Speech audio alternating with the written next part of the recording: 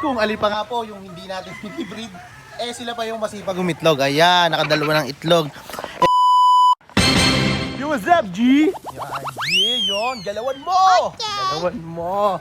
Yan, happy viewing po sa lahat ng ating viewers. And good morning and shoutout sa inyo lahat. Medyo mainit na. So, for today's video pala, check natin yung mga inahin natin na pinababahan kahapon.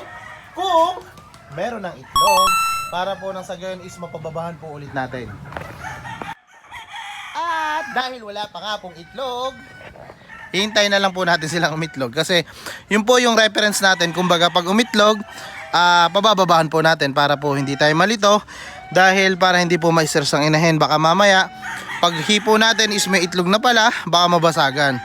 So yan, ito masipag tong umitlog eh. Ito na, itlog na rin to. Ito lang, yung spangle natin at saka itong nagtatalisahin nito is hindi pa. At kung alin pa nga po yung hindi natin pinibreed, eh sila pa yung masipag umitlog. Ayan, nakadalawa ng itlog. Ito po yung kapatid po to ng ating nag-champion sa Cuenca, yung mga winner natin na Warriors. And then ito naman kasi, yung mga ibang hen natin dito, hindi pa natin natatry kasi yung mga anak nila. Ngayon pa lang po sila sasabak sa exam, kaya stop breeding sila. Pero ito po, yan.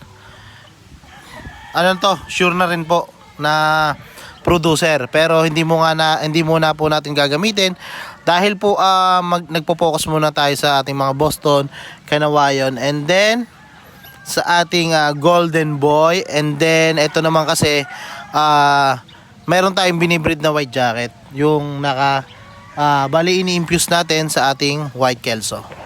At so yun lang mga idol, please like and share and follow for more.